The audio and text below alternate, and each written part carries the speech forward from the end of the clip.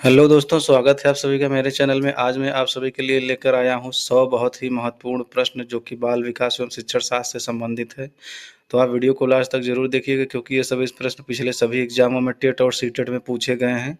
तो आप एक भी क्वेश्चन को मिस मत करिएगा क्योंकि ये सभी प्रश्न आपकी परीक्षा की दृष्टि से बहुत उपयोगी है। तो चलिए शुरू करते हैं। हमारा पहला सवाल है, बच्चे दुनिया के बारे में अपनी समझ का सृजन करते हैं, यह श्रेय किस विद्वान को जाता है? बहुत इंपॉर्टेंट सवाल है दोस्तों। इसके ऑप्शन है स्किनर, पावलोव, जीन पियाजे और कोहलर।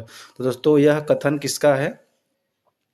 तो यह कथन है दोस्तों जीन पियाजे का। किसका है दोस्तों? जीन पियाजे का यह कथन है। इस प्रश्न का सी ऑप्शन सही हो जाएगा। अगला प्रश्न देखते हैं दोस्तों। दूसरा भी सवाल बहुत इंपॉर्टेंट सवाल है दोस्तों। बच्चे के संज्ञानात्मक विकास को सबसे बेहतर तरीके से कहाँ परिभाषित किया जा सकता है? ऑप्शन है ए खेल के मैदान में, बी ऑप्शन है ऑडिटोरियम में, सी ऑप्शन है घर में, डी ऑप्शन है विद्यालय और कक्षा में। तो दोस्तों इस प्रश्न का कौन सा ऑप्शन सही हो जाएगा? दोस्तों इस प्रश्न का डी ऑप्शन सही हो जाएगा, विद्यालय और कक्षा में। ठीक है, विद्यालय और कक्षा में बच्चे सीखते हैं। आगे बढ़ते हैं दोस्तों। दूसरा सवाल देखते हैं। वह कौन सी अवस्था है जब बच्चा तार्किक रूप से वस्तुओं और घटनाओं पर चिंतन करना शुरू कर देता है? ऑप्शन है दोस्तों औपचारिक संक्रियात्मक अवस्था, मूर्त संक्रियात्मक अवस्था, संवेदी प्रेरक अवस्था और चौथा ऑप्शन है पूर्व संक्रियात्मक अवस्था। तो दोस्तों वह कौन सी अवस्था है जब बच्चा तार्किक रूप से वस्तुओं और घटनाओं पर चिंतन शुरू कर देता है? तो वह अवस्था है दोस्तों मूर्त संक्रियात्मक अवस्था। कौन सी अवस्था है दोस्तों? मूर्त संक्रियात्मक अवस्था है जब बच्चा तार्किक चिंतन शुरू कर देता है। इस प्रश्न का बी ऑप्शन सही हो जाएगा। अगला प्रश्न देखते हैं। चौथा प्रश्न है दोस्तों, कोहलर निम्नलिखित में से किस संप्रदाय के समर्थक थे? ऑप्शन है व्यवहारवादी, संज्ञानवादी, मनोविश्लेषणवादी, डी संरचनावादी। दोस्तों कोहलर किस संप्रदाय से संबंधित है? संज्ञानवादी। किससे संबंधित दोस्तों? संज्ञानवादी संप्रदाय से संबंधित है कोहलर। इस प्रश्न का बी ऑप्शन सही हो जाएगा। अगला प्रश्न देखते हैं दोस्तों। जीन पियाजे मनोविज्ञान के प्रोफेसर बनने से पहले किस विषय के प्रोफेसर थे? तो दोस्तों बहुत इंपॉर्टेंट सवाल है। ऑप्शन है भौतिक विज्ञान, रसायन विज्ञान, जीव विज्ञान, समाजशास्त्र। तो दोस्तों जीन पियाजे मनोविज्ञान के प्रोफेसर बनने से पहले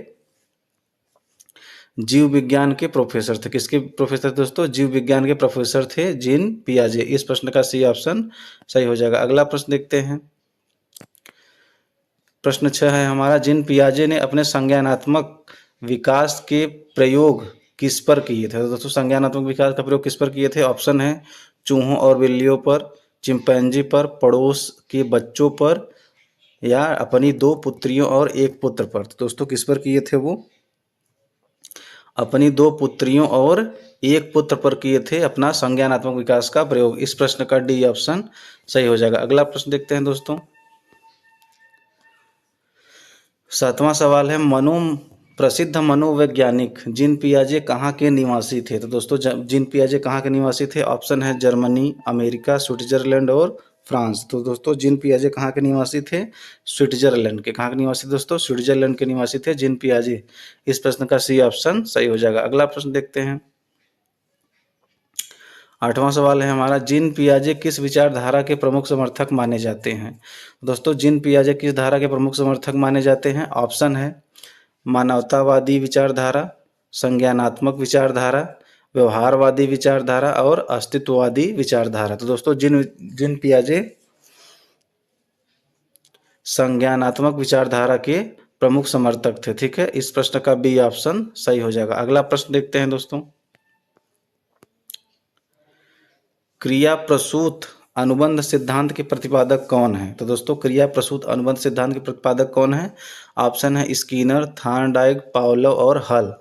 दोस्तों क्रिया प्रसूत अनुबंध सिद्धांत के प्रतिपादक हैं स्किनर। कौन है दोस्तों? बीएफ स्किनर है क्रिया प्रसूत अनुबंध सिद्धांत के प्रतिपादक। इस प्रश्न का ए ऑप्शन सही हो जाएगा। अगला प्रश्न देखते हैं। प्रश्न 10वां है हमारा, अनुकूलित अनुक्रिया सिद्धांत के प्रवर्तक कौन है? ऑप्शन है कोहलर, पावलोव, गुथरी, रोजर्स। तो दोस्तों अनुकूलित अनुक्रिया सिद्धांत के प्रवर्तक हैं पावलोव। कौन है दोस्तों? पावलोव अनुकूलित अनुक्रिया सिद्धांत के प्रवर्तक हैं। इस प्रश्न का बी ऑप्शन सही हो जाएगा। अगला प्रश्न देखते हैं दोस्तों। बहुत इंपॉर्टेंट सवाल है। भूल एवं प्रयत्न का सिद्धांत ट्रायल एंड ईरर किसके द्वारा दिया गया है? ऑप्शन है वाटसन, स्कीनर, थायरडाइक या मैस्लो। तो दोस्तों यह सिद्धांत किसके द्वारा दिया गया था? भूल एवं प्रयत्न का सिद्धांत यह दिया गया था थायरडाइक के द्वारा। किसके द्वारा दिया गया दोस्तों? थायरडाइक के द्वारा। तो इस प्रश्न का सी ऑप्शन सही हो जाएगा। ठीक है, आगे बढ़ते हैं। नर्सरी पद्धति, बहुत इंपॉर्टेंट सवाल दोस्तों। नर्सरी पद्धति की जनक कौन मानी जाती हैं? दोस्तों नर्सरी पद्धति की जनक कौन मानी जाती हैं? ऑप्शन है Helen Parkhurst, Maria Montessori, Annie Besant या अरस्तु। तो दोस्तों नर्सरी पद्धति की जनक कौन है? मारिया मांटेसरी। कौन है दोस्तों? मारिया मांटेसरी। इस प्रश्न का बी ऑप्शन सही हो जाएगा। ठीक है, आगे बढ़ते हैं। अगला सवाल है हमारा, LKG व UKG शिक्षण पद्धति के जनक कौन है? ऑप्शन है ए फ्राबेल, बी जॉन डीवी, सी कैलपेट्रिक, डी आर्मस्ट्रांग। तो दोस्तों LKG व UKG शिक्षण के जनक कौन है? फ्राबेल हैं। कौन है दोस्तों? फ्राबेल हैं LKG व UKG शिक्षण पद्धति के जनक। इस प्रश्न का ए ऑप्शन सही हो जाएगा। अगला प्रश्न देखते हैं दोस्तों।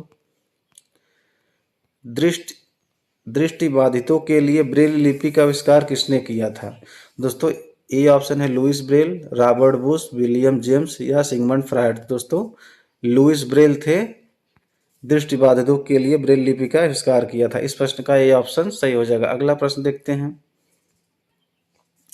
प्रश्न 15 है हमारा, मनोविज्ञान को एक निश्चित विषय के रूप में स्थापित करने का श्रेय किसे जाता है?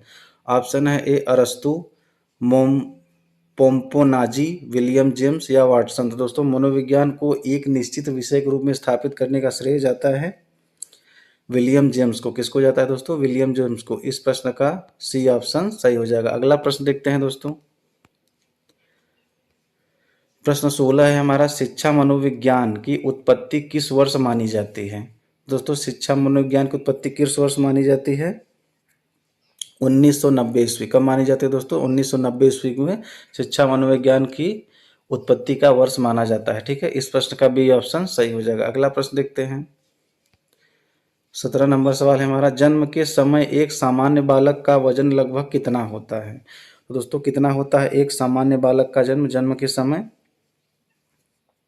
7 से 8 पाउंड। कितना होता है दोस्तों? 60 से 8 पाउंड होता है जन्म के समय एक सामान्य बालक का वजन। इस प्रश्न का सही ऑप्शन सही हो जाएगा। अगला प्रश्न देखते हैं।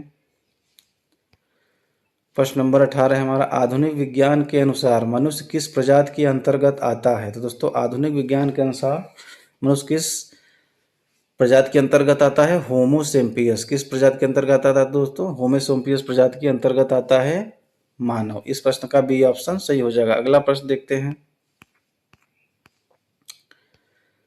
प्रश्न नंबर 19 है हमारा, गर्भावस्था के दौरान महिला का वजन सामान्यतः कितना बढ़ जाता है? बहुत इंपॉर्टेंट सवाल है दोस्तों। वीडियो को लाइक और चैनल को सब्सक्राइब जरूर करिएगा और वीडियो को लास्ट तक जरूर देखिएगा। अगला प्रश्न है हमारा, गर्भावस्था के दौरान महिला का वजन सामान्यतः कितना बढ़ जाता है? तो दोस्तों कितना बढ़ जाता है?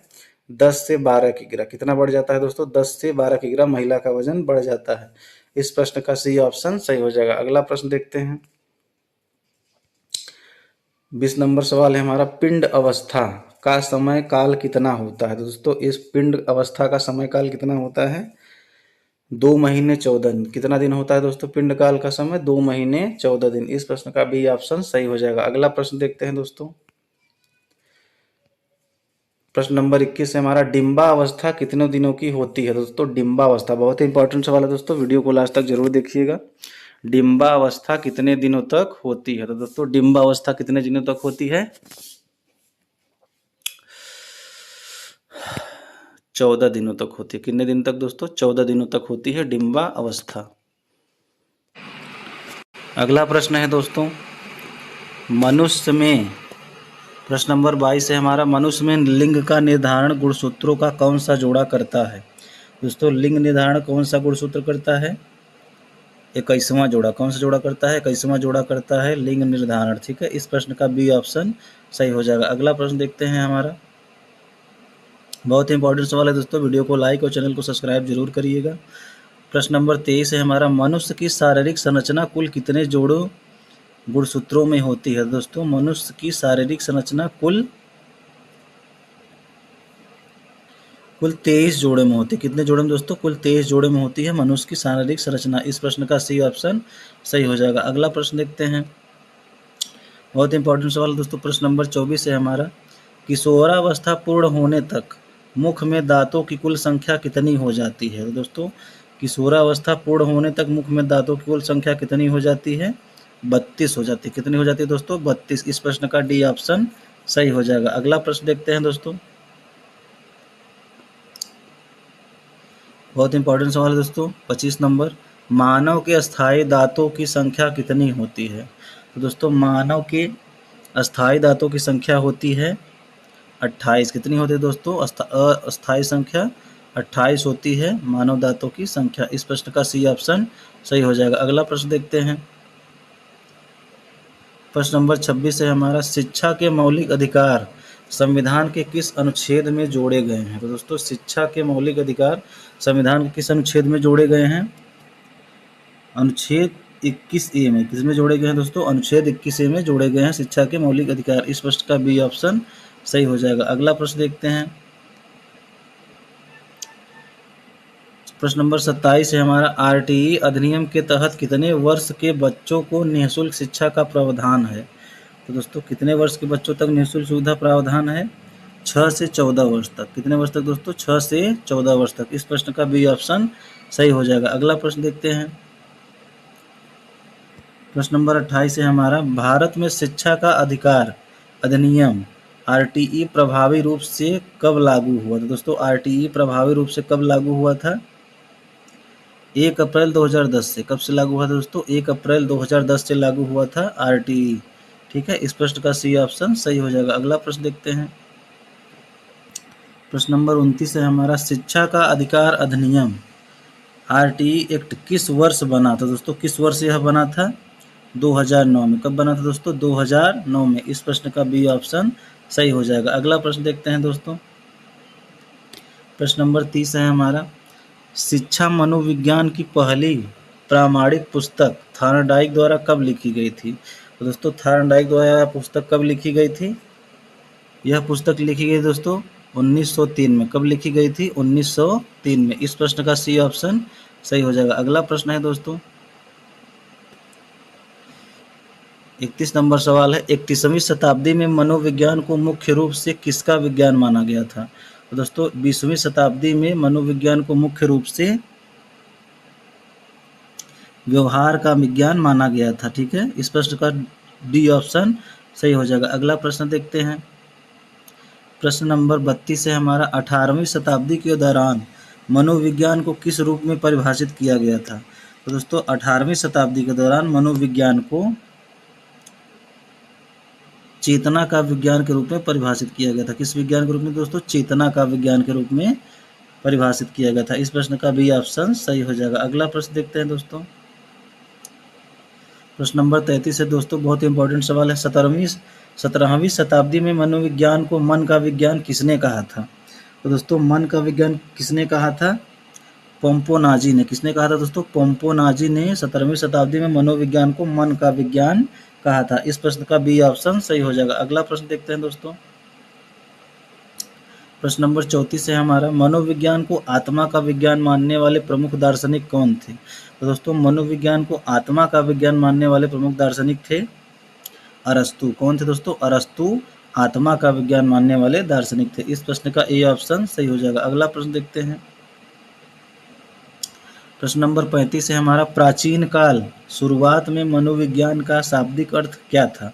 दोस्तों प्राचीन काल में मनोविज्ञान का शाब्दिक अर्थ था आत्मा का विज्ञान। कौन सा विज्ञान था दोस्तों? आत्मा का विज्ञान था। इस प्रश्न का बी ऑप्शन सही हो जाएगा। अगला प्रश्न देखते हैं दोस्तों, प्रश्न नंबर 36 है हमारा, दो या दो से अधिक व्यक्तियों के मध्य होने वाली क्रिया को क्या कहते हैं? दोस्तों क्या कहते हैं? दो या दो से अधिक व्यक्तियों के मध्य होने वाली क्रिया सामाजिक अंतःक्रिया। क्या कहते हैं दोस्तों? सामाजिक अंतःक्रिया। इस प्रश्न का ये ऑप्शन सही हो जाएगा। अगला प्रश्न देखते हैं, प्रश्न नंबर 37 है हमारा, बुद्धि के किस प्रकार को यांत्रिक बुद्धि या स्थूल बुद्धि भी कहा जाता है? दोस्तों बुद्धि के किस प्रकार को यांत्रिक स्थिति या स्थूल बुद्धि कहा जाता है? तो दोस्तों यह कहा जाता है मूर्त बुद्धि को। किसको कहा जाता है दोस्तों? मूर्त बुद्धि को कहा जाता है। इस प्रश्न का बी ऑप्शन सही हो जाएगा। आगे बढ़ते हैं। प्रश्न नंबर 38 है हमारा, मनोवैज्ञानिकों ने सामान्यतः बुद्धि को कितने प्रकारों में विभाजित किया? तो दोस्तों मनोवैज्ञानिकों ने सामान्यतः बुद्धि को 3 प्रकारों में विभाजित किया था। कितने प्रकारों में दोस्तों? 3 प्रकारों में विभाजित किया था। अगला प्रश्न देखते हैं दोस्तों। प्रश्न नंबर 39 है हमारा, विकास कभी न समाप्त होने वाली क्रिया है, यह कथन किस सिद्धांत को दर्शाता है? दोस्तों यह कथन किस सिद्धांत को दर्शाता है? निरंतर विकास का सिद्धांत। किस सिद्धांत को दर्शाता है दोस्तों? निरंतर विकास का सिद्धांत दर्शाता है। इस प्रश्न का सी ऑप्शन सही हो जाएगा। अगला प्रश्न देखते हैं। बहुत इंपॉर्टेंट सवाल है दोस्तों, वीडियो को लास्ट तक जरूर देखिएगा और चैनल पर नए हैं तो चैनल को सब्सक्राइब जरूर करिएगा। शिशु अपने और अपने संसार के बारे में अधिकांश बातें खेल के माध्यम से सीखता है, यह कथन किसका है? तो दोस्तों यह कथन किसका है? स्ट्रिंग का है। किसका कथन है दोस्तों? स्ट्रिंग का कथन यह है। इस प्रश्न का बी ऑप्शन सही हो जाएगा। अगला प्रश्न देखते हैं। प्रश्न नंबर 41 है हमारा, शैक्षिक क्षेत्रों में विद्यार्थी के सीखने के बारे में जानकारी प्राप्त करने का सबसे अच्छा तरीका क्या है? तो दोस्तों सबसे अच्छा तरीका क्या है? दोस्तों सबसे अच्छा तरीका है विविध तरीकों का प्रयोग। क्या है दोस्तों? विविध तरीकों का प्रयोग करके हम विद्यार्थियों के शैक्षिक जीवन के बारे में जानकारी प्राप्त कर सकते हैं। इस प्रश्न का सी ऑप्शन सही हो जाएगा। अगला प्रश्न देखते हैं। बहुत इंपॉर्टेंट सवाल है दोस्तों, डमरू की आवाज पर बंदर का नाचना अधिगम के किस सिद्धांत पर आधारित है? तो दोस्तों यह किस सिद्धांत पर आधारित है? तो यह आधारित दोस्तों शास्त्रीय अनुबंध सिद्धांत। किस सिद्धांत पर दोस्तों? शास्त्रीय अनुबंध सिद्धांत पर आधारित है डमरू की आवाज पर बंदर का नाचना। इस प्रश्न का सी ऑप्शन सही हो जाएगा। अगला प्रश्न देखते हैं। प्रश्न नंबर 43 है हमारा, प्रसिद्ध रूसी वैज्ञानिक इवान पावलोव किस संप्रदाय के समर्थक थे? तो दोस्तों इवान पावलोव किस संप्रदाय के समर्थक थे? व्यवहारवादी। किस संप्रदाय दोस्तों? व्यवहारवादी के समर्थक थे इवान पावलोव। इस प्रश्न का बी ऑप्शन सही हो जाएगा। अगला प्रश्न देखते हैं दोस्तों। शास्त्रीय अनुबंध सिद्धांत किसने दिया था? दोस्तों शास्त्रीय अनुबंध सिद्धांत दिया था पावलोव ने। किसने दिया था दोस्तों? पावलोव ने दिया था शास्त्रीय अनुबंध का सिद्धांत। इस प्रश्न का सी ऑप्शन सही हो जाएगा। अगला प्रश्न देखते हैं। प्रश्न नंबर 45 है हमारा, रॉबर्ट गेने के अनुसार बालक का अधिगम विकास सामान्यतः किस आयु के बाद पूर्ण हो जाता है?